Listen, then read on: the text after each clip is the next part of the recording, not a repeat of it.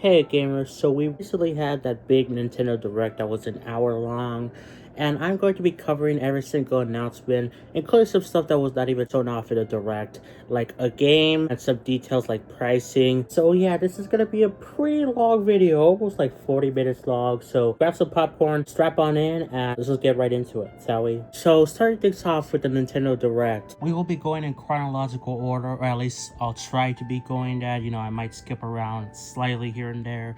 But first off, we got some announcements for like non-gaming stuff, like the Nintendo Museum, how they're gonna be having a display for like concept art there, and like if you get a ticket or something, you'll get a Mario 40th anniversary design or something. Which with the museum, most people are not gonna see it because it costs a lot of money, and you have to travel to Japan in the first place.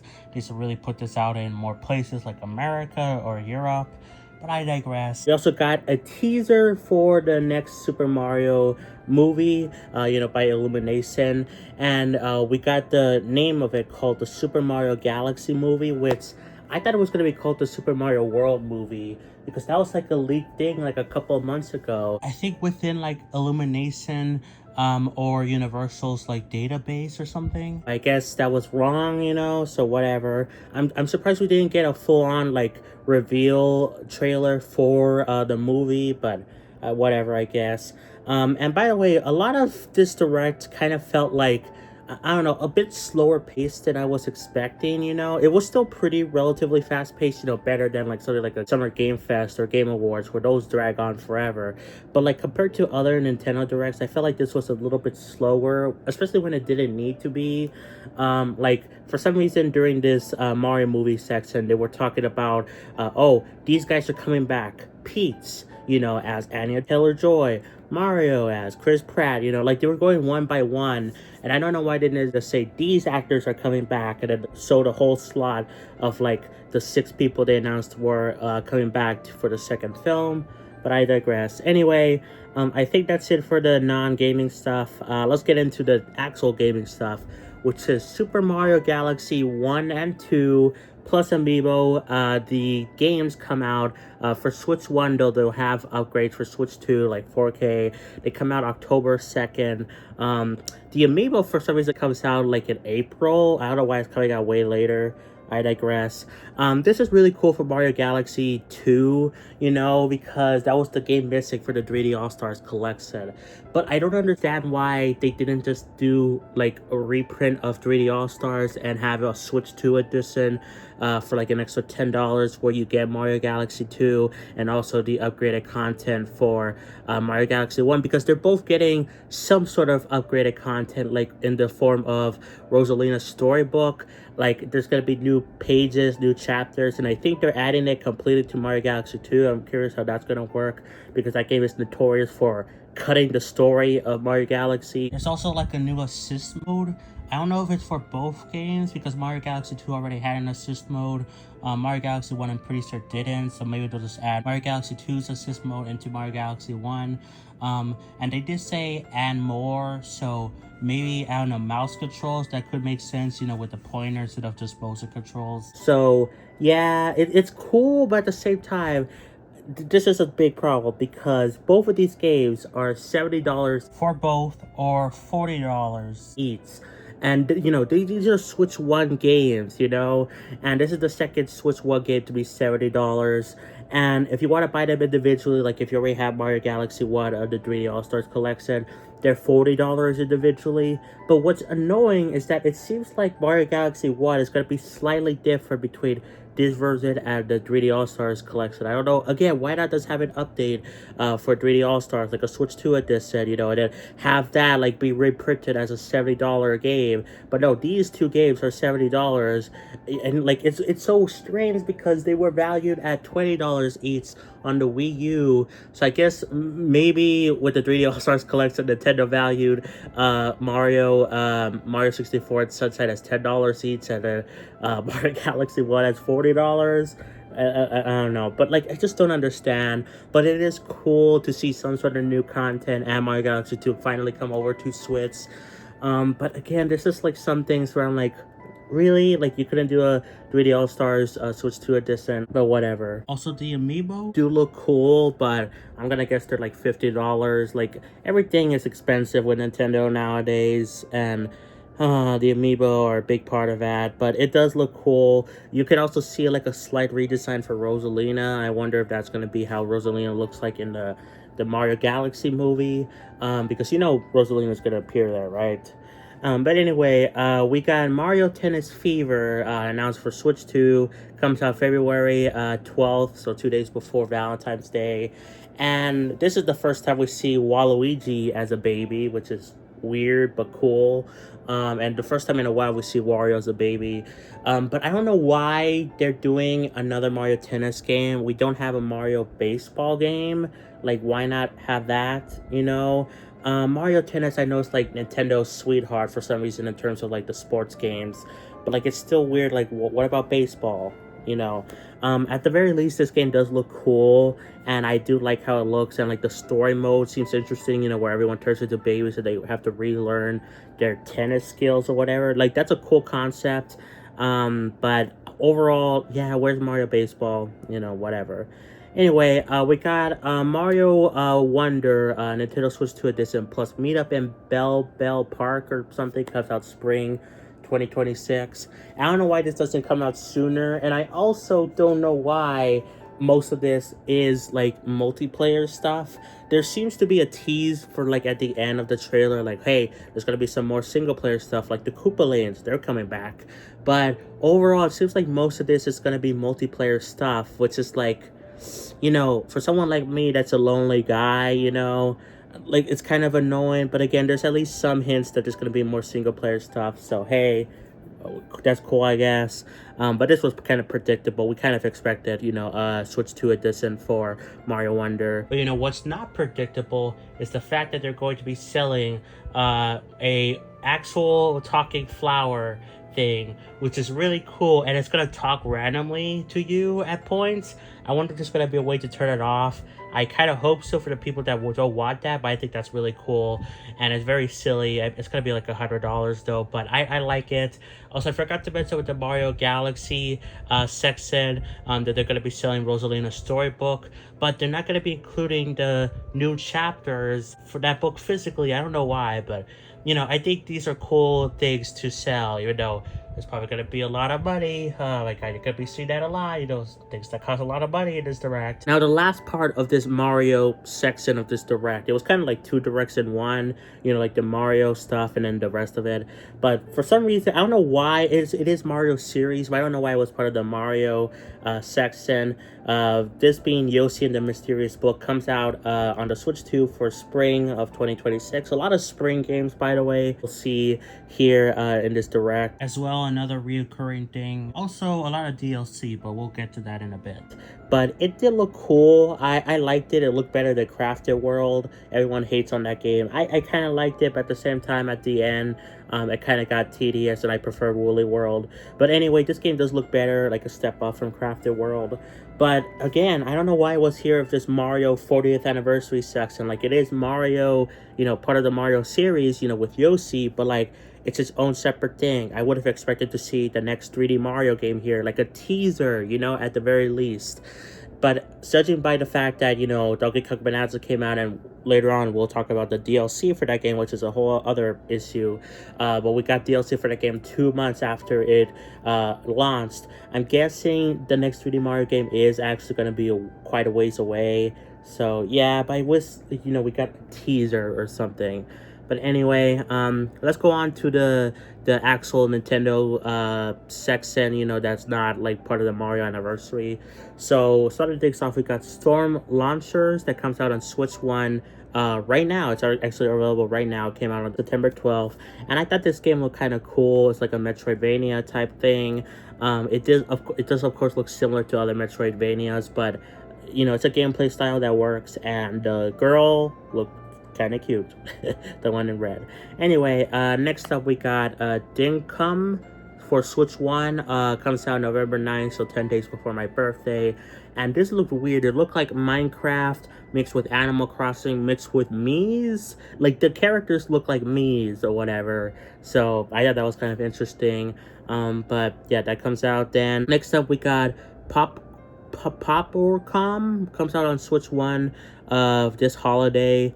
And this, I believe this is the one where, oh, by the way, I should mention I'm looking at the games announced here via a Nintendo Life article. So, yeah, I believe this is the game where it kind of looked like a mix match of, like, Puyo Puyo, or like a puzzle type game where you match 3 colors and then, you know, you go on through. And also like Splatoon, like a platformer, you know, kind of looked like that. I think it's this one, and it looked kind of cool. But yeah. Now, next up, we got Tomodachi Life Living the Dream. We got more details of this game, and it looks cool, you know, and, you know, it's for Switch 1. They didn't detail any Switch 2 enhancements. I feel like there are going to be something like Mario Galaxy, but it comes out spring 2026, so we have a narrow release date now. And yeah, it does look cool. I'm surprised we didn't see Rhythm Heaven Fever, I think that's what it's called, right? I'm surprised we didn't see that here. And I also don't know why that game and Tomodachi Life got revealed so early. Like, this game is gonna come out like Tomodachi Life, gonna come out like a year after it was announced, which is kind of weird. Anyway, we got a shout out for Mortal Kombat Legacy Collection for Switch 1 and Switch 2. Comes out October 30th. Digitally, physical comes out, I think, November, December, or something. I think it's December, actually. But yeah, it just looks cool. I love me some collections, and yeah, it's just nice. Now we got Final Fantasy VII Remake Intergrade.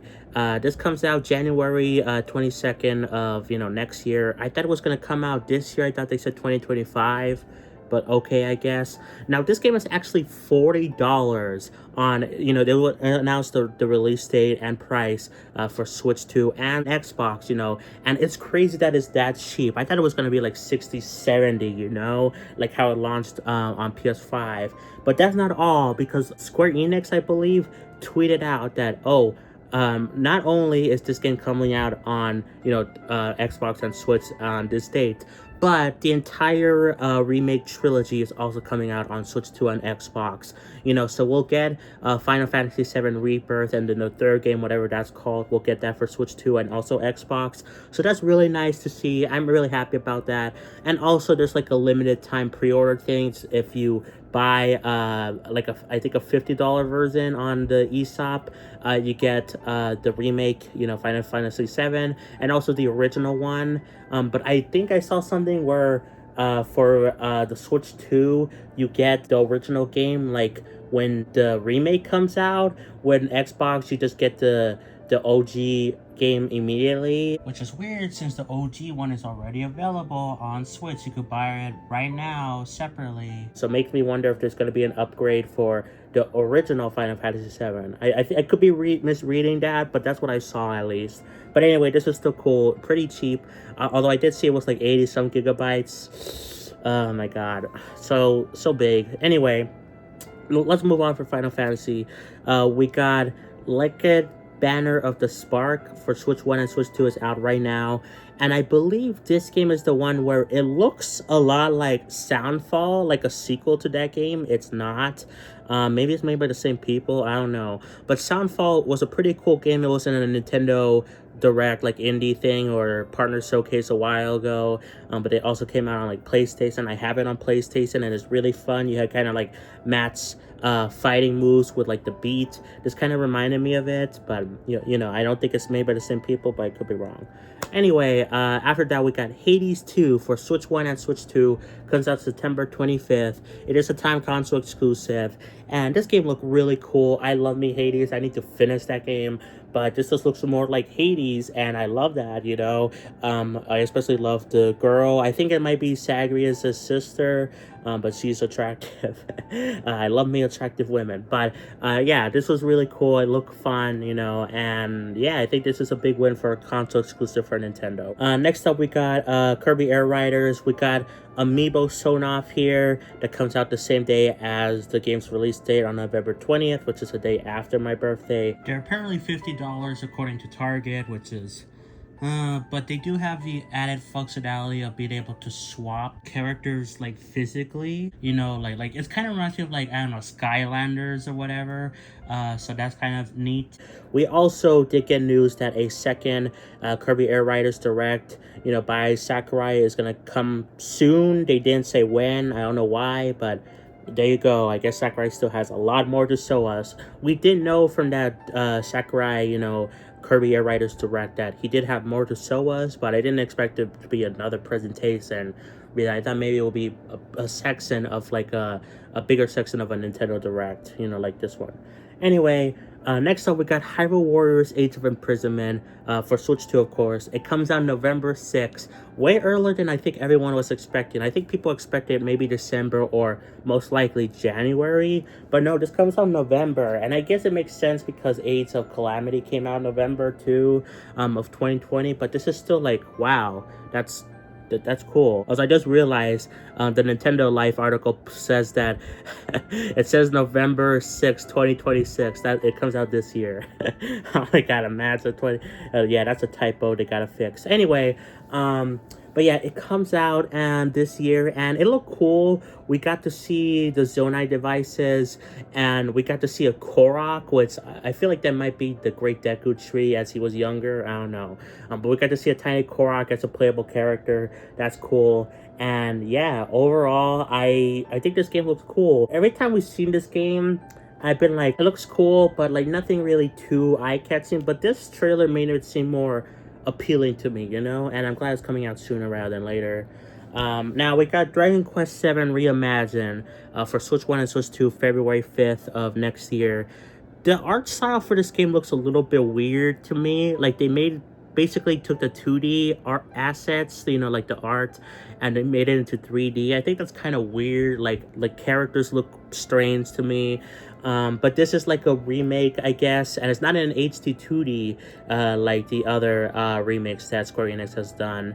And it doesn't seem like it's gonna be like a, you know, something like Final Fantasy VII Remake where there's like a 3-part series, you know, where it's completely changed or whatever. This seems like there's gonna be maybe some changes, but it's gonna be like the same game at its core, just looks better. At least that's what I'm getting from the vibe.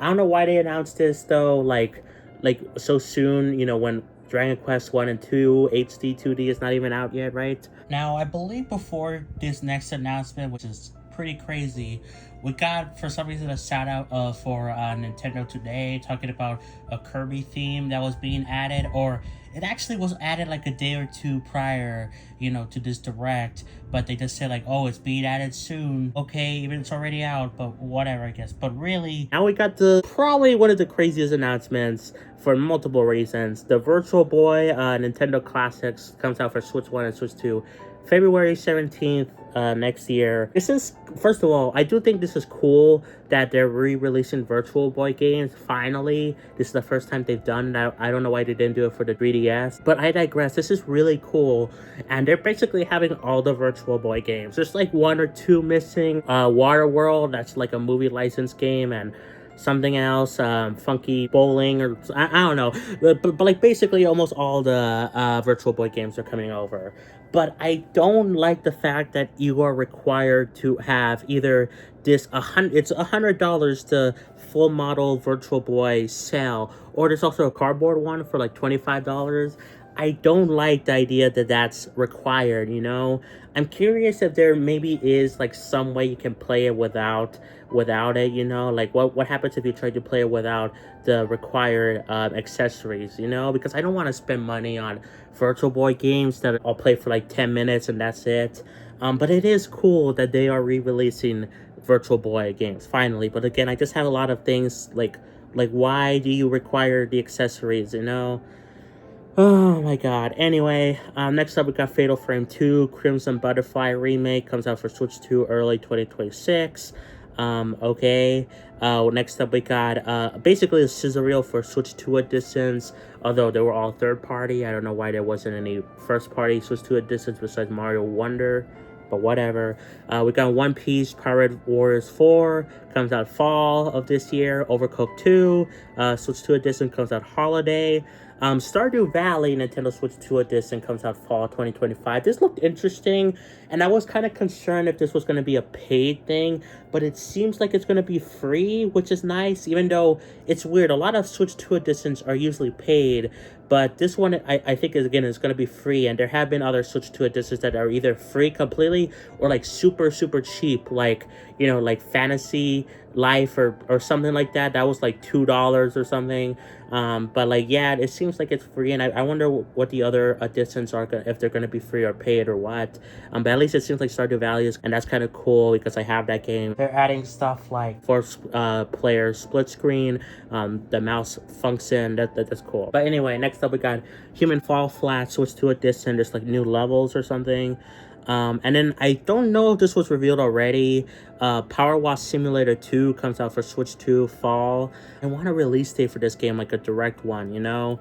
Oh, by the way, speaking of like these fall, winter, it was weird because, you know, they kept saying winter for Hyrule Warriors Age of Imprisonment, but November is now winter. That is fall. So yeah, anyway, sidetrack. Power Wash Simulator 2. I love Power Wash Simulator 1. I've been really enjoying it on my PS5. You know, it was a monthly game for PS Plus, and it's really nice to get another sequel, even though I wondered, like, hey, did they really need to? But they did show off some things where I'm like, yeah, it kind of makes sense for it to be a sequel, like simultaneous, like 4 players can clean stuff, you know. It seemed kind of interesting, and like there's like a furniture house element or whatever. But yeah, I don't know if this was announced already for Switch 2. I don't think so. Anyway, we got Suka Game Planet. This is, I'm pretty sure, a new game by the team that makes Suka Game, which was only $3, and they kept doing DLC that was like $4 or $5. Which, you know, why isn't this like a separate mode? But I'm guessing it's gonna be cheap like the first game was gonna be like, I don't know, $3, $4, $5 at most. But anyway, this is pretty cool. You know, I like Suka Game, and it's nice to see a new one. And it comes out winter of 2025. I don't think I said that yet. And it comes out for Switch 1 and Switch 2. Yeah, I'm looking forward to it. Next up, we got Metroid Prime 4 Beyond. Of course, for Switch 1 and Switch 2. We got a release date finally. Let's heckin' go. Comes out December 4th. And this is what I predicted. Although I predicted we would get Metroid Prime 2 and 3 remastered. I guess that's not happening, but I am kind of still a prophet, you know. Like I predicted with Xenoblade X getting announced, you know. I got the Metroid Prime 4 release date right. And this will actually look really cool. Like I mentioned before with Hyrule Warriors, this was another game where they've shown it a lot, and I've been like, okay, like that looks nice, I guess, you know, but I'm not really like vibing with it too much personally. I'm sure other Metroid Prime fans are. But when they showed the motorcycle, I'm like, hold up, this is like an open world game? What?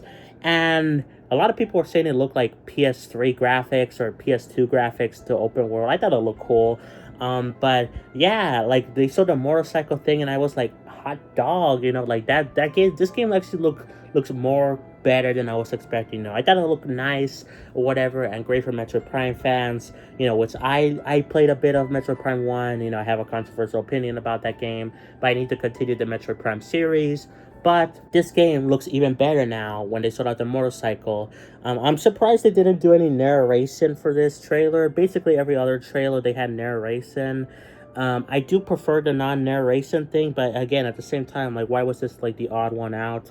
But I digress. You know, this was cool, and there's also Amiibo for the Metroid Prime 4 as well. It comes out in like November, which is strange. I don't know what's with these weird Amiibo release dates. Again, with Mario Galaxy, that comes out like months after the fact. Those games come out in October. And I wonder if they're going to do like a direct focus on this game. I mean, if Kirby Air Riders could get 2 directs, like I feel like Metroid Prime 4 can get 1, right? And now we got a mixed bag for me. Donkey Kong Bonanza DLC called DK Island and Emerald Rush for, of course, Switch 2 is out now. And like, I just have a bit of a mixed bag because this is a $20 DLC. And the fact that this came out 2 months after The game came out in July, and we still don't have any announcement for DLC for heckin' Mario Kart World, and like, no 3D Mario. Like, I think Donkey Kong Bonanza looks amazing, and this DLC does look cool, but at the same time, like, again, it's paid content after, like, shortly after the game came out. It feels like they hold it back, the thing, just to sell it separately, but there's also a demo available for Donkey Kong Bonanza. I wonder if it's the same demo that was available for stores, because I played a little bit of the Donkey Kong Bonanza demo at like Walmart. I wonder if it's the same one. Haven't tried it out yet. But going back to the DLC, I really like the roguelike elements of this. I love that Nintendo's going like a lot with roguelites, with like Xenoblade 3's challenge mode, and Splatoon 3's side order DLC. But again, I just have like kind of a mixed bag about this, but I digress. Anyway, next up we got a Pokemon section, basically, which was kind of strange to see Pokemon games again, a lot of them on the general Nintendo Direct. But we got Pokemon Pokopedia or Pokopia, I don't know, something like that, for Switch 2 2026. The game, I like how it looks, but I'm kind of confused by the fact that you're playing as a Ditto that's disguised as a human. I don't know why the Ditto is disguised as a human. It's kind of weird. Like, why not just play as an actual Ditto? Oh, or I don't know. Maybe this is still going to be the case, but like have a Ditto that, you could customize, and change how they look, like, completely. Maybe that's still going to be the case. But like at the same time, like, why can't we just play as the actual Ditto? And we have to be like a weird human cursed thing. I don't know. But I thought it looked cool. I saw some people complaining about it because it looks like the graphics are finally like at a basic Switch 1 level. But, this is the Pokemon company. They're bad at graphics for some reason. But I thought it looked cool still. And it's like a Minecraft type thing. It really did look like Minecraft, or like a Dragon Quest Builders. But I liked it. Next up, we got another shout out for Pokemon Legends ZA. Now, this is the game where it still didn't do much for me. In fact, it kind of lowered my opinion on this game when they showed off this trailer, because it's like the same thing we've been seeing over and over for this game. Like, it looks cool, but at the same time, there hasn't been really showing that much where I'm like, wow, that actually excites me more. Like the Metroid Prime 4, like with the motorcycle, or even Hyrule Warriors, where we saw the Zonai devices and a release date. Like, we already knew the release date for Pokemon Legends CA for a while, and in fact, it looks the same, but we're getting DLC for the game, and it's $30, and it's for like Pokemon X and Y, I guess, or something. But the DLC, it's just so strange that they announced DLC before the game is even out. I know Nintendo has done that a few times, but it really feels like they're doing it a lot with this Direct in particular, and it's kind of annoying, Oh my god. Anyway, next up we got Danganronpa 2x2 or 2x2, I don't know, for Switch 1 and Switch 2 2026. Now, Danganronpa 2 was already on Switch along with like the other Danganronpa games, but this is like I guess kind of like a Shin Megami Tensei 5 Vengeance thing where, you could choose a different option in like the menu, and then it changes the game or whatever. But it doesn't seem like there's going to be an upgrade for people that bought Danganronpa 2, already on Switch, like me, which is kind of annoying. But, it is kind of interesting to see new Danganronpa content, at least. So it seems like the series is not dead, but again, it's weird. Anyway, we got Dynasty Warriors Origins, comes out January 22nd for Switch 2. There's also gonna be DLC for this game. I don't know if the DLC is like coming out like at the same time as other platforms, or if it's DLC like it's already out on other platforms and it's coming out later for Switch 2. I don't know. But this game, well, it's a Dynasty Warriors game, which is what the blueprint of like Hyrule Warriors, Fire Emblem Warriors. But I just don't know anyone that cares about Dynasty Warriors when it's not like a crossover type thing, Like, the gameplay is fun. I like Warriors games, but like, I don't see anyone care about Dynasty Warriors. But I'm sure there's still some people, right? Anyway, we got another trailer for Monster Hunter Stories 3, Twisted Reflection. Comes out March 13th. Did we know a release date for this game? I don't know. For Switch 2. It looked more like Breath of the Wild, Tears of the Kingdom type game, which was kind of funny because when they first showed off this game, they had a blue shirt, blonde kid, and it looked like Breath of the Wild, and this looks like the mini-map thing, looked more like Breath of the Wild, but whatever. Anyway, we got a partner sizzle reel thing. So we got 2 Point Museum that comes out October 28th. Dengea 7 Complete, probably butchered that name, comes out October 10th. Both of those for Switch 2. EA Sports FC26 for Switch 1 and Switch 2, September 26th. Dragon Quest 1 at 2 HD 2D Remake, Switch 1 at Switch 2, October 30th. Virtual Fighter 5 Revo World Stage for Switch 2 this winter. Lego Voyager, Switch 1 and Switch 2, September 15th. Little Nightmares 3, Switch 1 and Switch 2, October 10th. And Persona 3 Reload, October 23rd, for Switch 2. I totally recommend Persona 3 Reload, check it out. But yeah, also I think there's a demo available for Persona 3 Reload they didn't talk about, so go check that out, how it runs. Apparently it's like 30 frames, I don't know why. Weird, whatever. But anyway, the second to last games for this direct is Resident Evil Requiem, Resident Evil 9 plus 7 and 8 gold editions. They all come out for Switch 2 on February 27th, which is crazy because Resident Evil Requiem, that game is coming out date and date with the other platforms. That's really, really cool. And it looked like the visuals look pretty good, and at the very least for 7 and 8, I think those are going to run pretty darn well, and they're not cloud versions unlike they were on Switch 1, so yeah, and it's really cool to have them all drop in the same day. They're not like, oh, Nintendo, we're like, oh, we should drop this a little bit before, to space it out, to get people interested in the series. Nah, Capcom is like, let's just drop it all right now. Okay, but the last announcement is Fire Emblem Fortune's Weave for Switch 1 and Switch 2. I did actually know that. Is it really for Switch 1 and Switch 2? I thought it was only a Switch 2 exclusive game. Anyway, 2026, unless that's a mistake by... that might actually just be a mistake for Nintendo Live. I don't know. Either way, this is a new Fire Emblem game, and I know some people were disappointed that this was the closeout. Like, really?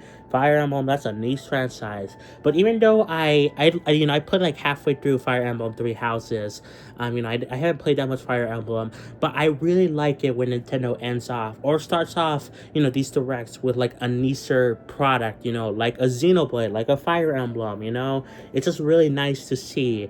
And even though I'm not a Fire Emblem person, really, I appreciate it, It like, kind of kicks in the face of, like, the people that only want, like, 3D Mario, even though I want 3D Mario, but, like, a new Zelda game, a new Pokemon, like, it's just cool, It's just cool.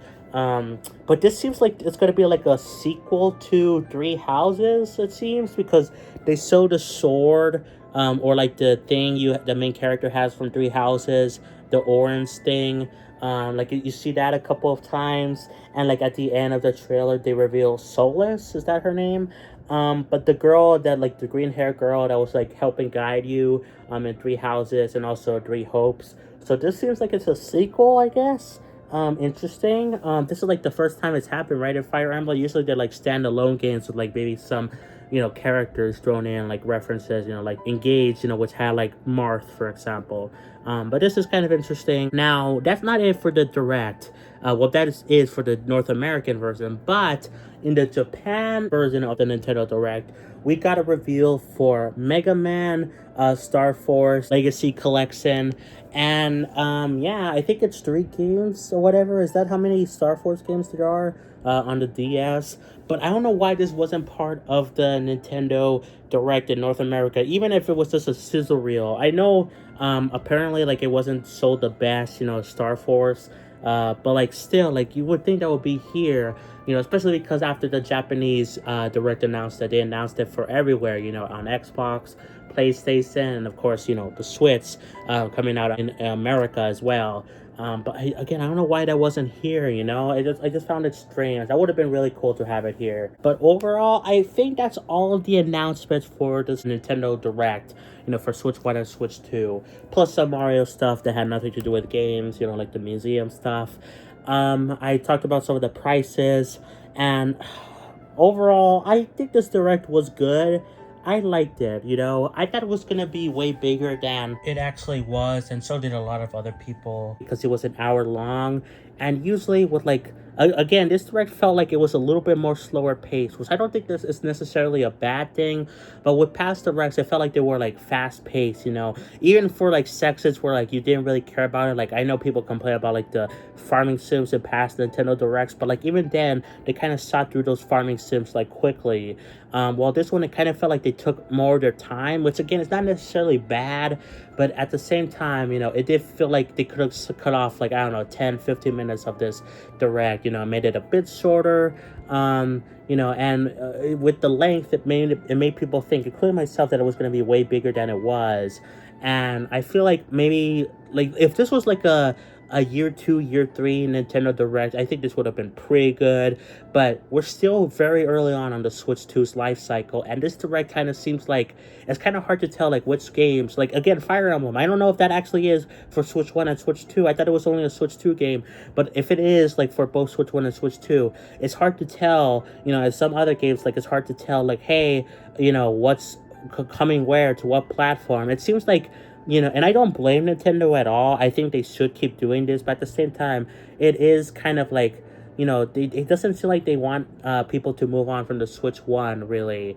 They want to keep supporting it, which, again, I think is not a problem at all, but it's just kind of hard to differentiate, like, hey, this game's coming out only on Switch 2, so be on the lookout for that. It's kind of hard to tell with things, And overall, like, this doesn't feel like, the Switch 2 generation has like really kicked off like with a bang. Like, it kind of has with Mario Kart World and Donkey Kong Bonanza, but like they're not gonna end off with, like, I don't know. For example, if they would announce like a new 3D Mario game coming out December or November, I think that would have been like, oh my god, okay, this Switch 2 means business, it means business. But yeah, like, I don't know. This was a good direct. This was good. But I definitely have issues with it, and it's not perfect at all. And I think a lot of people also agree with me. I've seen, like, Arlo, for example, Nathaniel Bandy's videos talking about this direct, and they pretty much agree with me. And I saw other people's reactions on, like, Reddit and Twitter, and it's pretty sad that, yeah, this wasn't the best direct. It wasn't bad, but it wasn't, like, the one we expected.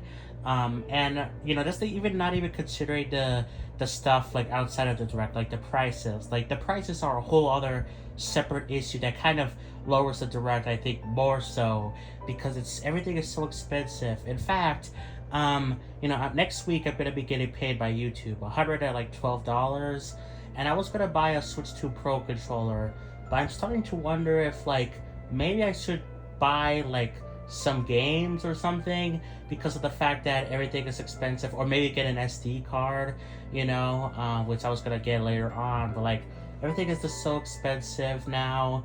And Nintendo is like, did they really, it kind of makes me concerned about the future for the Switch 2. If like Nintendo keeps pricing things like so much, they're gonna price out some of the younger fans, or even some less financially independent fans, like myself. It kind of brings a worry bit to me, but I feel like that might be a topic for another day. Anyways, going back to the actual direct itself, if I had to give it a rating, maybe a 7.5 out of 10 or something like that. Maybe 7 out of 10. I think it was good. I'm surprised we didn't see, again, Rhythm Heaven. That was one. No first party Switch 2 editions besides Mario Wonder. Like, we didn't see, I wanted to see some Xenoblade Switch 2 editions, but we didn't. I'm also surprised we didn't see anything about Splatoon Raiders. Or something for Splatoon 3. Like, we have Sheldon's picks we still need. Like, we had that for Splatoon 1 and 2. But again, Splatoon Raiders is like the biggest one. But overall, this was still good. And I don't think this is going to be the last presentation for Nintendo this year, obviously, because the Kirby Air Riders. But I feel like we might see a Metroid Prime 4 Direct, and maybe there'll be something else, like I don't know, they might reveal a game, like, out of the blue, like they did with Xenoblade X Definitive Edition last year. Maybe they'll drop something. But overall, this was like the last big thing for Nintendo this year, and I'm not gonna lie, it is kind of disappointing. But maybe, you know, there's always time for next year. You know, maybe next year it'll start off with a bang, you know, and we'll see the next 3D Mario game there. We'll see, I don't know, a new Zelda game. We'll see Xenoblade, you know, the Switch 2 editions. I don't know. But if you enjoyed this video, guys, be sure to like, subscribe, you know, play some Xenoblade, and I'll catch you all next time for more. Peace. Bye, everyone.